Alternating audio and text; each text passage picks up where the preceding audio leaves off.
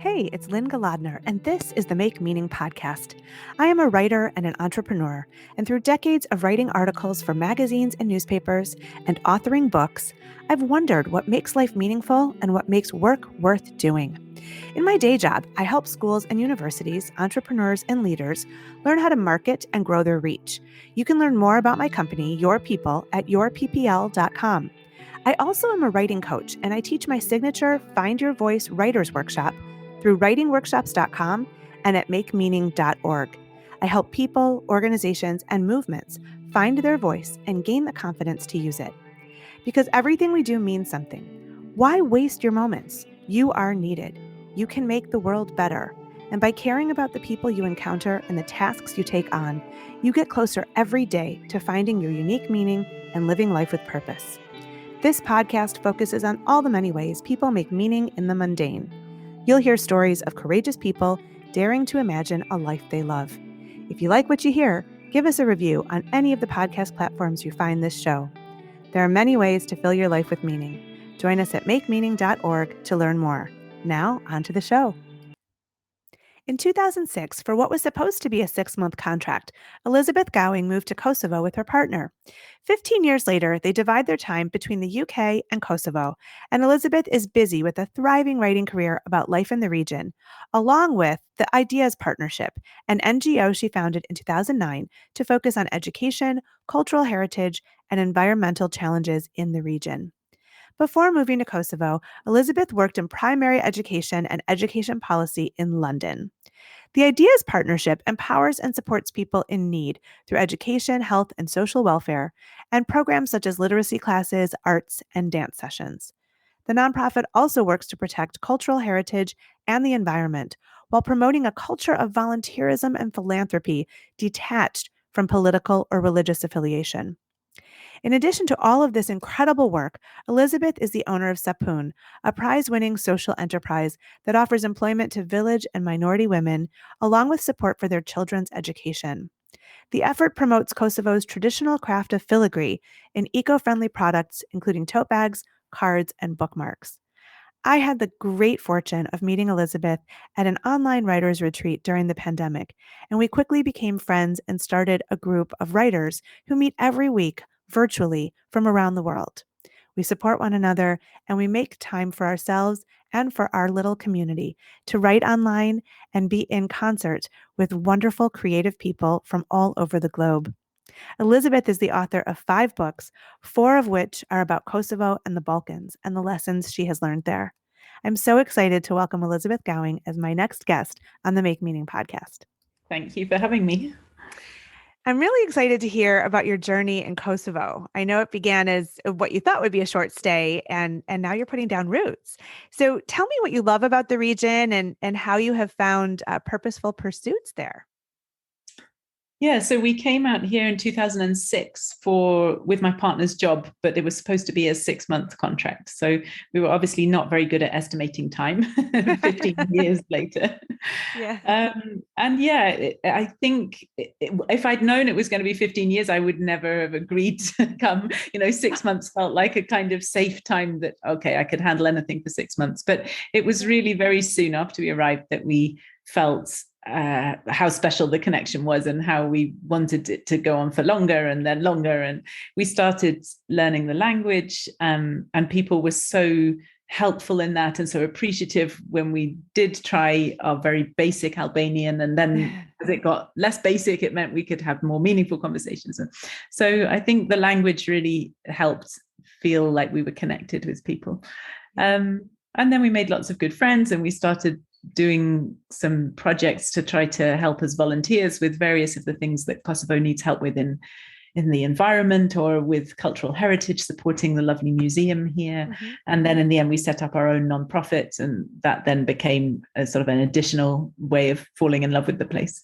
Yeah. And that's the Ideas Partnership, right? Yeah. Yeah. What inspired its creation? Tell me how you help people and where you see it going.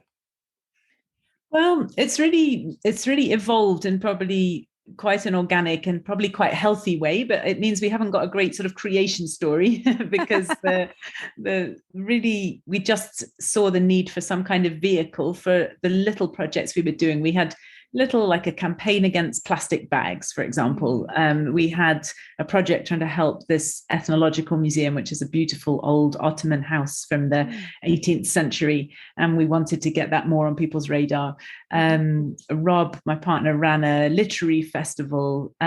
Lots of little things that we just funded largely with our own money. And sometimes people would donate a bit of, they'd give us an envelope and say, hey, put this towards the good things you do. And after a few years of that, we realized this wasn't very transparent, and we needed something that would enable us also to apply for grants and do more things.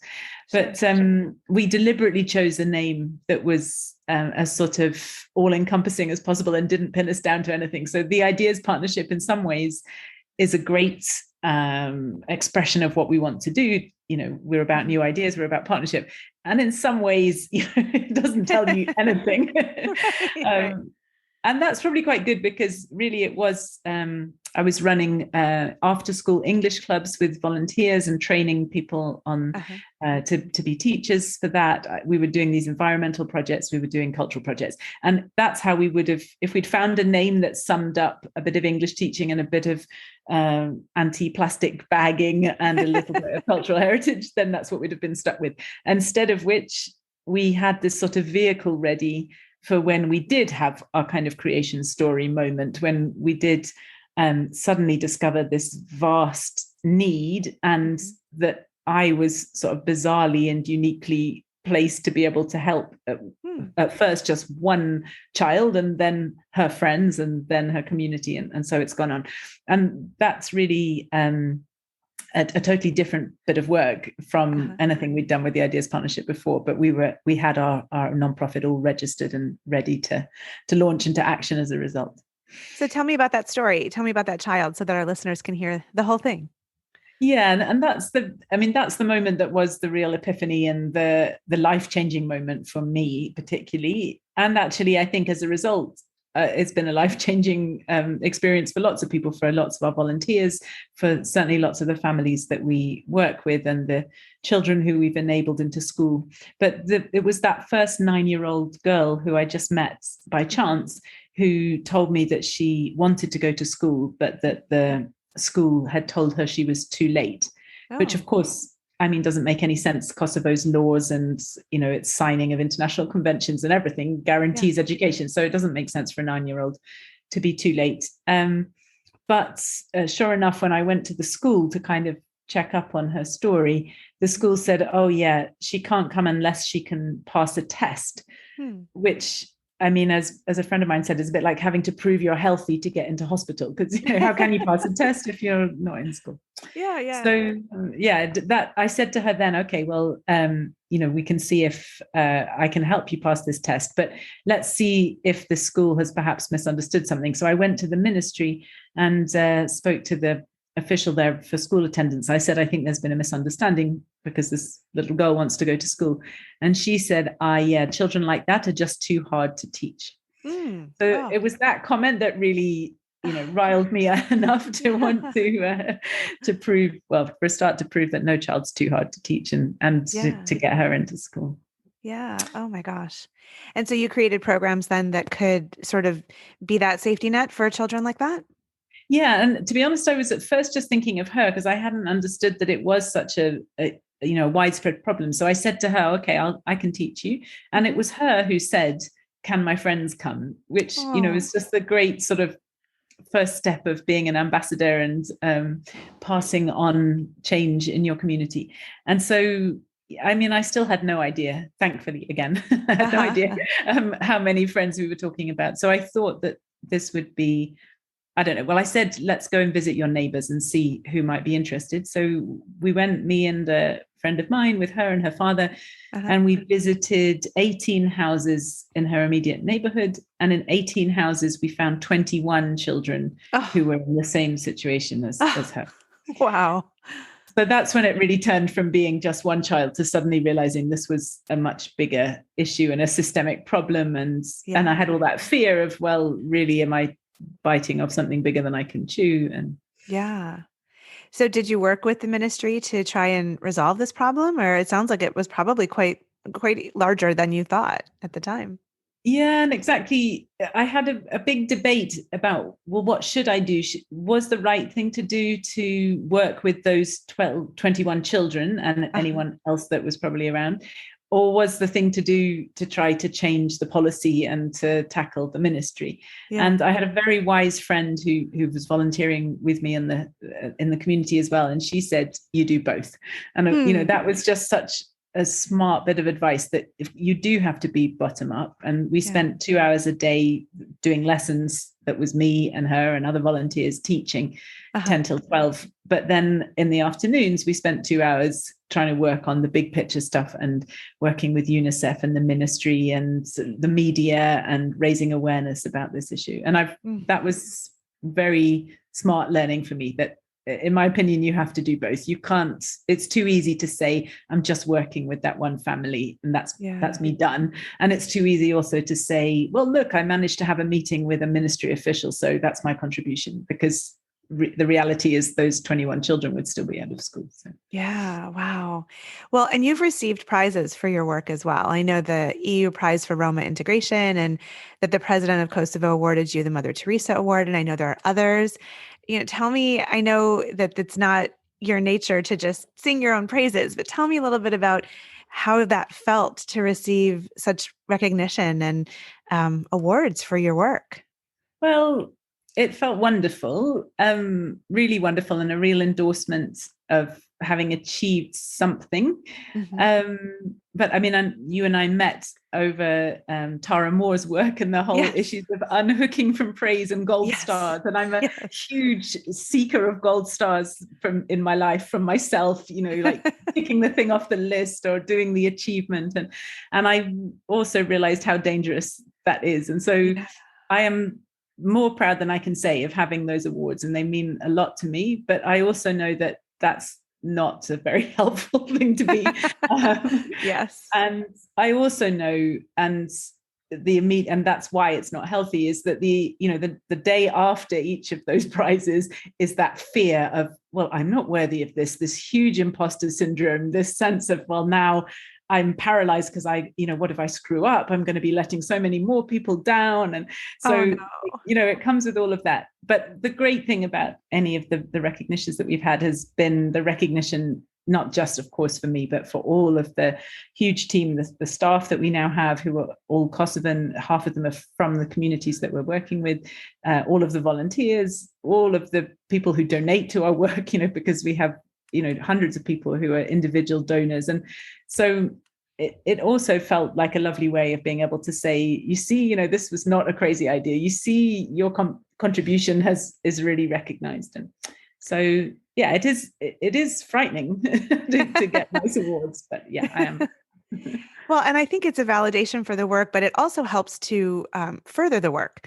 So you get those awards, and yes, we can let it go to our heads and make it about us, but really it's about saying to the next granting foundation, look at this. This is meaningful work. Could you please contribute to it?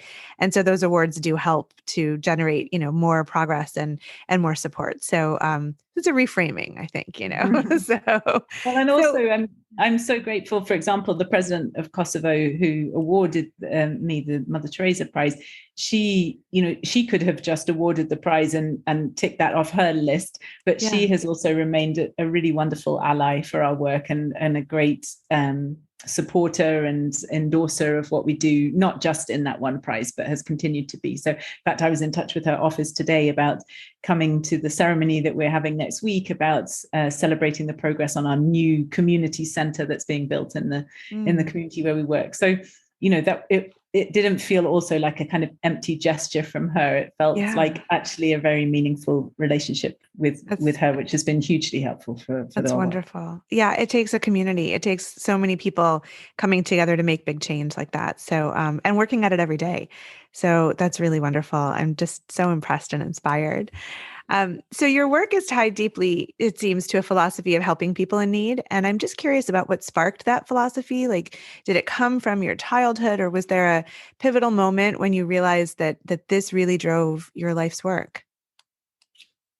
Yeah, it's an interesting question. I mean, I certainly feel that my parents and my childhood set me up with this kind of expectation that, you had to contribute and pay your way. And I think one of the sayings by Maya Angelou that I've found really helpful for myself, but also to explain to other people what the Ideas Partnership is trying to do, is when you get, give, and when you learn, teach. And for me, the when you get, it doesn't just mean when you get money, then you should give some of it away, although I do believe that. But it's also when you get the huge privilege, for example, that I have had to have a happy, loving childhood, then pass that on. Or when you get a second chance because you screwed up, but somebody allowed you to, make good anyway, then pass that on.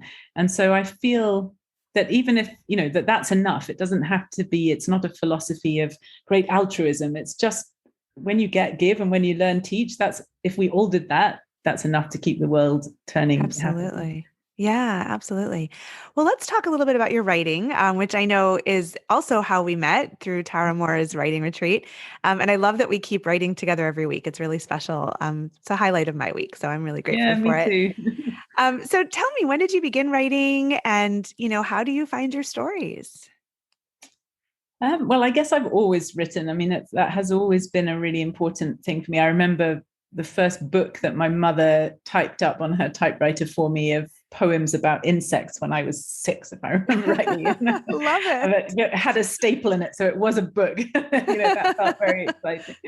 And yeah, that's always been important to me. And I actually wrote a lot of poetry and some short stories, which were in anthologies and won competitions and things. I was feeling like I was sort of just emerging into that world 15 years ago when we moved to Kosovo. And in fact, I had a book that I had submitted to an agent, and she was interested in it, and she was giving me feedback on restructuring it. And so I was working through that when, in a huge rush, my partner got this job in Kosovo, and we came out. And I spent basically the first 3 months beating myself up about not doing the work on this book, which felt like it was at such an exciting point, and I felt like I was messing up and missing this opportunity by not working on it. Yeah. And then Rob, my partner, said one day, can you just stop thinking about the book you're not writing and get on with finding a book that you are writing? Yeah. Which was really smart advice. I think smart advice sort of metaphorically for all aspects of life. Yeah. And so I realized that actually being in Kosovo, there was a whole book there, and it was ridiculous to be thinking about this other book, which was set in the UK and was sort of part of a life I had left behind. Yeah. And so I started collecting material then for my first book about coming to Kosovo and about that. The book is called Travels in Blood and Honey, becoming a beekeeper in Kosovo. And so it was about the contrast between this land of war, which I had expected and been sort of led to believe I was going to be finding in Kosovo, and instead this land of honey and this lush landscapes and this wonderful hospitality, and the fact that I did become a beekeeper in my first year in Kosovo. So I started learning about the kind of traditions and the village life through that. And so, very wise advice from Rob. And that was where I got my first stories. Lovely. And you contribute journalistically. You've written 5 books, 4 of which are about Kosovo, right?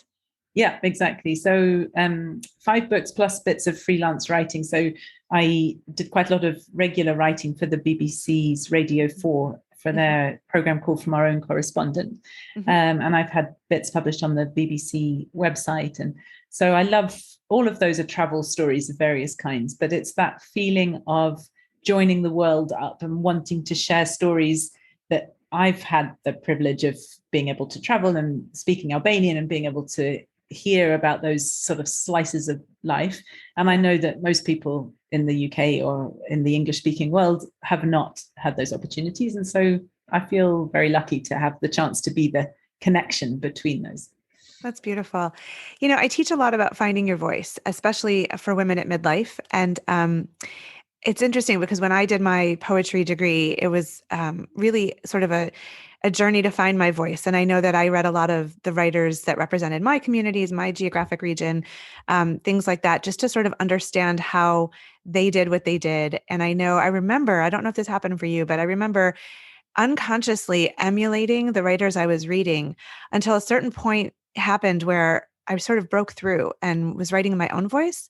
But I remember a professor telling me that you needed to go through that. You almost needed to try on different kinds of writing or different ways of doing it before you stumbled into your own.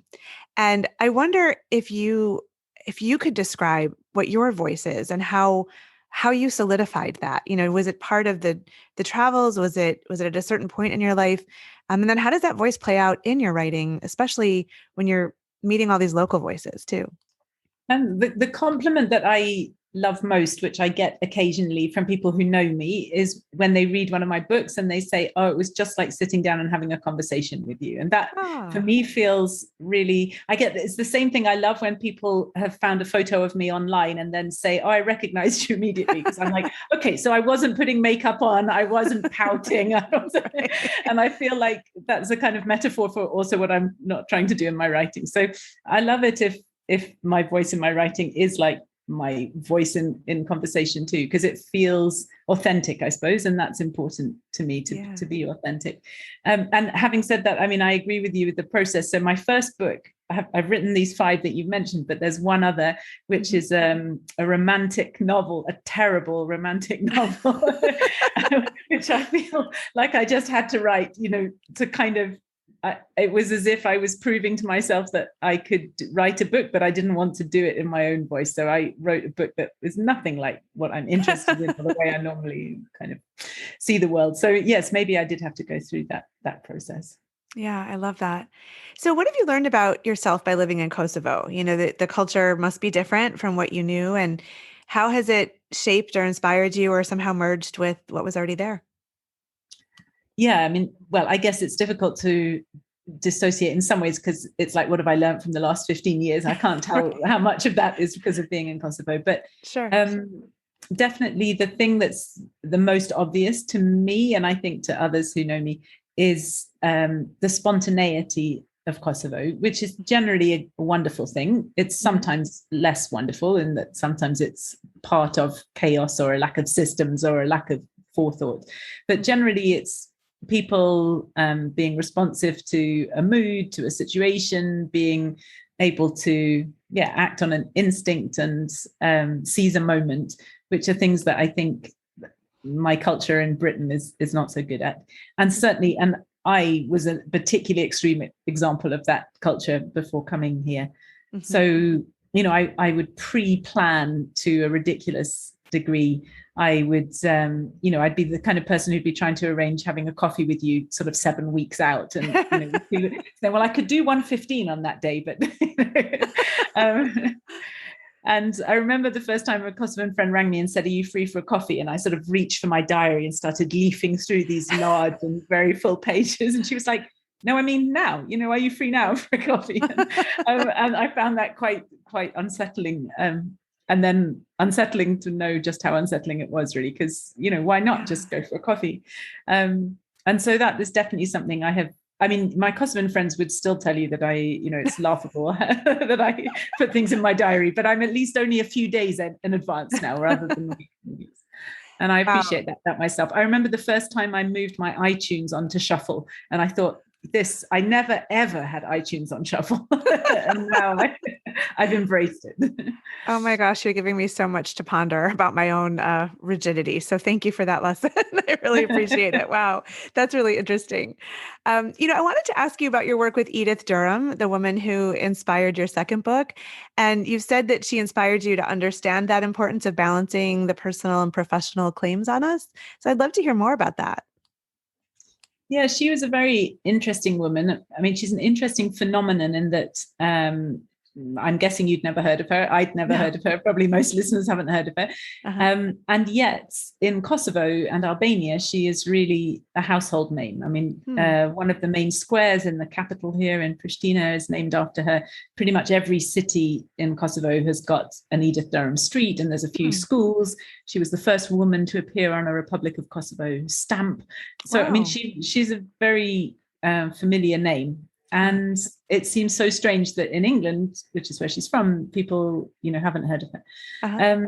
And I think they ought to have heard of her because she was very inspiring. and also in so many fields. So she, and you mentioned midlife. One of the things I also find inspiring about her is that she stayed at home looking after her mother. She was unmarried, and she was the eldest unmarried daughter. And so she looked after her mother's when her mother was unwell.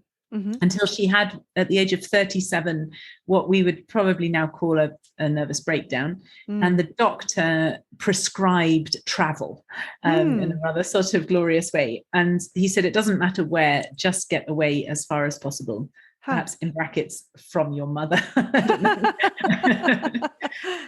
So she took a trip, and her trip it was a cruise that she stopped off down the Dalmatian coast and went inland at Montenegro. And that's where she just discovered this land that seemed so different and so undiscovered and yet and unchanged for so many centuries.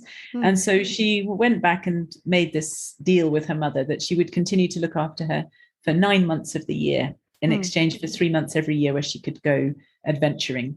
And she then wrote 7 books about her travels in the Balkans. When her mother died, she then moved to live in the Balkans herself.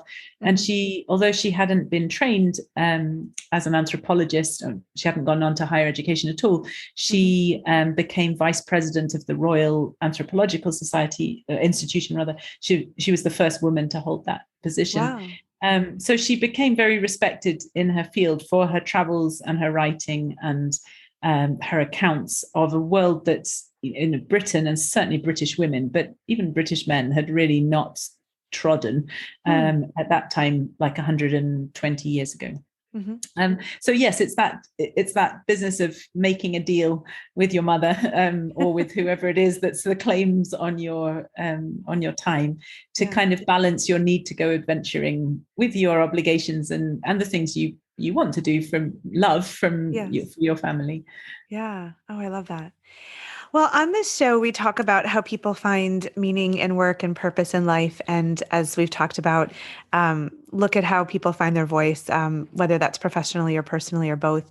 So I wonder if we, in closing, could talk a little bit about what advice you might offer our listeners about going in pursuit of their own purpose and how they can fill their work with meaning. Yeah, I think it's something that I've thought about more consciously in the last few years. And I particularly, you've probably, I don't know, maybe every single one of your guests says to me, looking for meaning, the really core advice I got was from Frederick Buechner, this idea of finding where your greatest joy meets the world's greatest need. And I think that's a really lovely way of approaching it, because it means that you start from thinking about joy rather than obligation.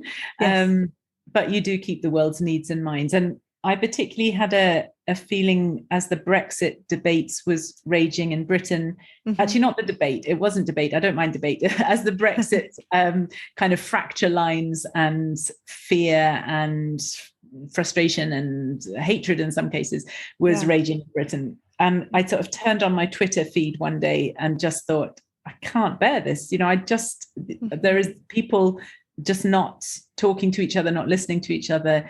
And where's the positive stories in this horrible shouty feed?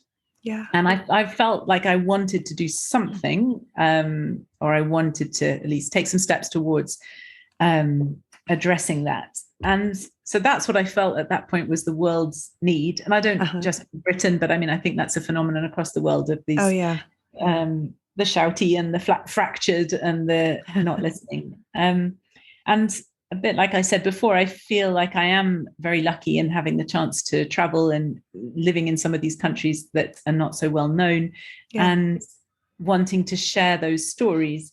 And what I realized I could do that, my great joy is in storytelling, but what I could do would be to help other people in telling their stories, and then not just through me, but to help them finding their voices and sharing what they've done.